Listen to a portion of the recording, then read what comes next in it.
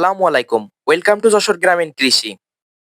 আজকে আমি আপনাদের সাথে কথা বলবো ড্রাগন ফল নিয়ে। ড্রাগন ফল এখন আর বিদেশি ফল নয়। আমাদের দেশের কৃষক ভাইয়েরা নিজের জমিতেই এই ফল চাষ করছেন। এই গাছ আসলে ক্যাকটাস গোত্রের, তাই বেশি পানি লাগে না। তবে উঁচু জমি আর খুঁটির সাথে লতানোভাবে উঠিয়ে চাষ করতে হয়। ড্রাগন ফল সাধারণত কলম বা কাটিং দিয়ে চাষ হয়। একবার লাগালে 20 বছর পর্যন্ত ফলন দেয়। গাছ রোপণের 1.5 থেকে 2 বছরের মধ্যে ফল আসা শুরু করে। প্রতিটি গাছ থেকে বছরে গড়ে 8 থেকে 10 কেজি পর্যন্ত ফল পাওয়া যায়। আর মৌসুমে 3 থেকে 4 বার পর্যন্ত ফল সংগ্রহ করা যায়।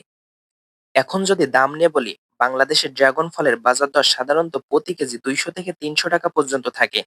মৌসুমের শুরুতে দাম একটু বেশি থাকে, পরে কিছুটা কমে। তবে অন্যান্য ফলের তুলনায় দাম সবসময় ভালো থাকে।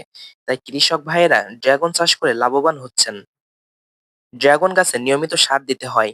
বছরে 3 থেকে 4 বার গোবর সার বা জৈব সার সঙ্গে অন্যান্য রাসায়নিক সার ব্যবহার করলে গাছ ভালো থাকে। বিশেষ করে নাইট্রোজেন, ফসফরাস আর পটাশ গাছের জন্য খুবই দরকারি। পানি দিতে হয়, তবে জমিতে পানি জমে থাকলে শিকড় নষ্ট হয়ে যায়। তাই উঁচু জমি ড্রাগন চাষের জন্য সবসময় ভালো। এখন আসি গুণাগুণের কথায়। ড্রাগন ফলে প্রচুর পরিমাণে ভিটামিন সি, ক্যালসিয়াম, ফসফরাস আর অ্যান্টিঅক্সিডেন্ট রয়েছে। এই ফল শরীর ঠান্ডা রাখতে সাহায্য করে, হজম শক্তি বাড়ায়, ডায়াবেটিস রোগীর জন্য খুব উপকারী। ত্বক ও রক্তচাপ নিয়ন্ত্রণে রাখতেও এটি খুবই কার্যকর। তবে ড্রাগন চাষে কিছু রোগবালাইও দেখা দিতে পারে, যেমন শিকড় পচা, কাণ্ডে পচন ধরা, ফুল ঝরে যাওয়া।